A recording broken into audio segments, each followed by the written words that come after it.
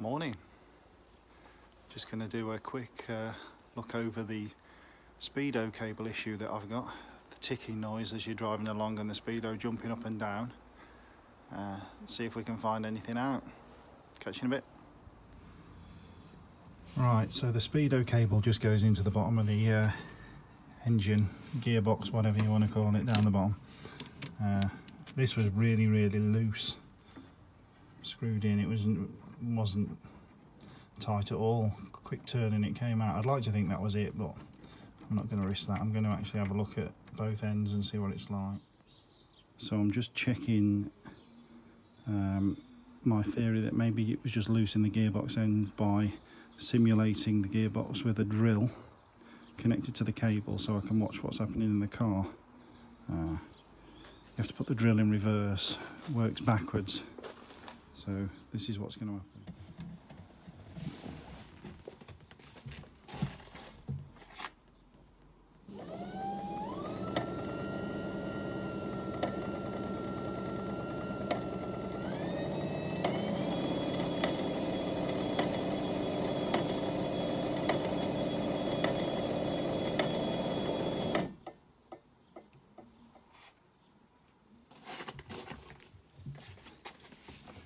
So I don't know if you could hear on that, but the Speedo was still clicking behind the dash. Okay, so in my spare parts, I have another dash binnacle, 65,572 miles. Wonder how many years it is since this has been to 60 mile an hour.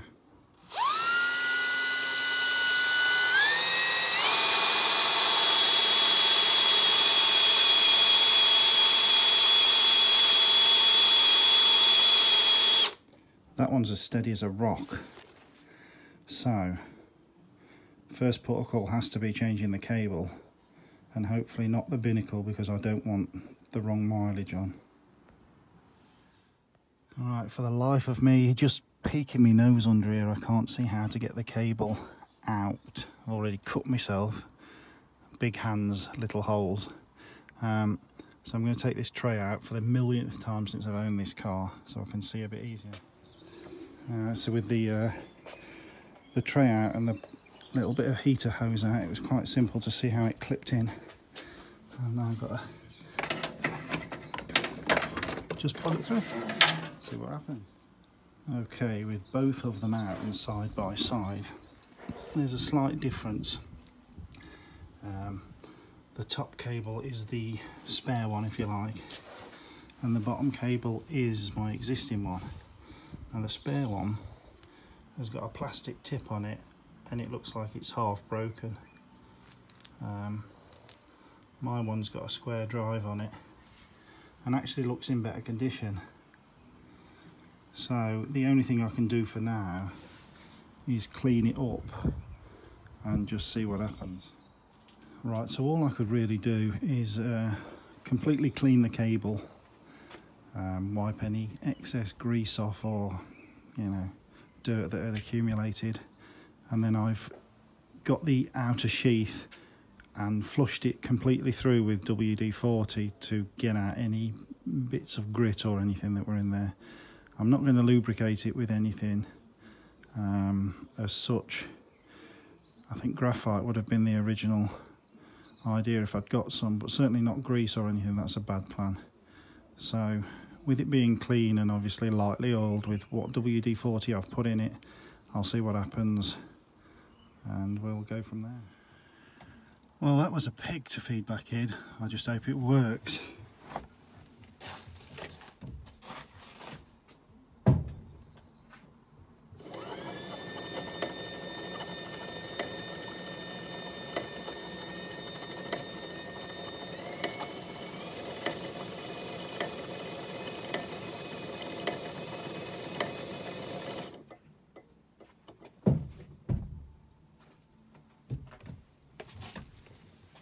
Yeah, as you can see on that, it's still doing the ticky jumping sound, which leads me to believe it might even be the binnacle. That's a bit annoying. So clearly, I guess the cable could still be at fault, but I mean it runs freely. and it's nice and clean, and certainly there's no kinks or marks in it. Leads me to believe that the actual back of the binnacle on the car is at fault. I definitely don't want to strip it down and put one on a car that says 65,000 when this says 32. So I don't really know what to do at the minute. I have to have a think on whether I do buy a brand new cable just to completely sort of eradicate that theory, or whether I have to do the old mileage thing. Have to have a think. After just putting it all back together a while ago, it suddenly dawned on me I should have actually checked my Speedo cable in the higher mileage Speedo that I'd got, the spare one. That would have then sort of worked out whether that was at fault. I think it's the binnacle on my car, if I'm honest. Yeah, I'm not going to take it all apart again now. I've got to have a think what I'm going to do with this. One thing that's just sprung to mind as well, which I'd never noticed, I put about 20-25 litres of fuel in this when I first got it running from an empty tank, and it took it to just over half a tank. It's still reading just over half a tank. I've suddenly realised I was driving about all day yesterday. I thought that needle's not moved. And I've looked this morning and it's still reading half a tank. If you earth the tank out, it goes up to full. And if you take the wire off, it doesn't register. And it goes to empty when the car's at rest. So I think the sender's faulty actually in the tank, and it's registering half a tank all the time. The only thing I can do at the minute is fill a jerry can, you know, a 1 gallon can, carry it with me, and if the car starts to splutter and it's still showing high, I think I've found the problem. So I might need a new sender. You look for one job and you find another one. Right, sticking fuel gauge. I'm led to believe the sender arm will be rusted stock halfway. So I've ordered a new ring and gasket, but I'm going to attempt to take this out and have a look at the sender. The car can sit here then for a few days till the new gasket comes if it doesn't seal back up. Yeah, I can't think there's going to be much fuel left in it. I've just done a quick check. I've done 200 miles since I put 25 litres in, so there can't be a great deal left. Right, so I've knocked the ring off. The first tab that I tried to tap just snapped off, so I've put a sharp pointed chisel in the ring itself and just knocked it round. I've ordered a new one anyway, so get it out and see what it looks like. Right, with it out, I was expecting to see this a rusted mess, but it's actually quite good, and the float arm moves. Pass. Other than being very close to the edge there, can't see how that is catching on anything. It looks quite clean to me. Right, so the sender's all out. I've cleaned it all up and sprayed it all with WD-40 in the house in here. The only thing I could see that was perhaps a bit dodgy was that the arm was quite close to the pickup and could possibly have been stuck on that. That's all I can think. It's definitely not rusted. So what I've done, I've extended the feed wire from the car. I've checked that that's actually made a connection by just earthing it out, and the gauge goes up to full if I touch the blue wire to earth. Now if I get an earth wire onto the sender here and lift the arm manually, I should get a reading. Right, just to show you the gauge, I've extended the blue wire. This is the feed from the car that picks up from the sender. The black wire there is just earthed to the battery. So if I connect them two together, the gauge will go up to full. Okay, so I'm touching the wires now. gauge should rise and should go to full. This is because it will do. There's zero resistance now, so it will show a full tank of fuel eventually. Right, break the wire as if you've suddenly run out of fuel, and it'll start dropping. Yeah. Okay, stop that video. Okay, so now the sender is connected, blue wire, and this will be the earth. It usually earths through the tank, so obviously I'm simulating that. If I earth that now, we have a circuit, but if you point that at the fuel gauge now, it'll be showing 0 because in effect there's no fuel in it. The float's at the bottom. If I pick the float up manually now to the top, it should be rising. Now obviously I can't, I guess I can try and hold it halfway and just see what happens. Where are we now? We're going up. A little bit. It's on about a quarter. Oh, is it really? Mm-hmm. Maybe it's because I'm touching it. It's perhaps going through me, isn't it? Hang on, I've got a better idea. If I don't touch it and just hold it upside down, is that rising now? Yeah. Is that already gone past half? Yeah. And it's going up towards full? Yeah. Yeah. So obviously it was tracking through me. So yeah, it's obviously reading higher than it was already. Yeah, it's now gone up to 100. Yeah, I would suggest that the full, whatever. So if I now tip it gently back so that the sender drops, that should be dropping. Yeah? 3/4. Yeah, okay. Half. Right, so that's all back together with the original ring and gasket for now. I've ordered a new one. Probably could have got away with it other than breaking one of the little tabs off. The gasket and the ring look okay, but I ordered it before I actually took it off, and it's best to be safe than sorry, especially with the gasket. But I've put it back together purely so I can move the car. So yeah, that'll do.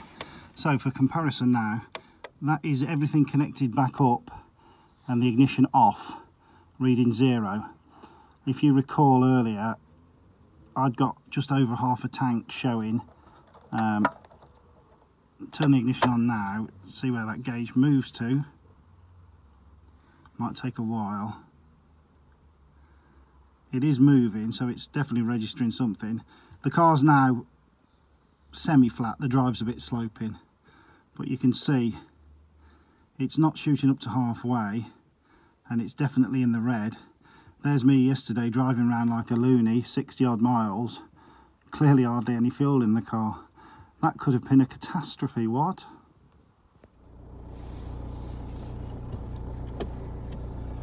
So I've just been to the Shell garage, which is a fair trip away from the nearest fuel station to me, to get some super unleaded, because I was led to believe that Shell, Esso and BP were the only three that didn't put ethanol in their super unleaded.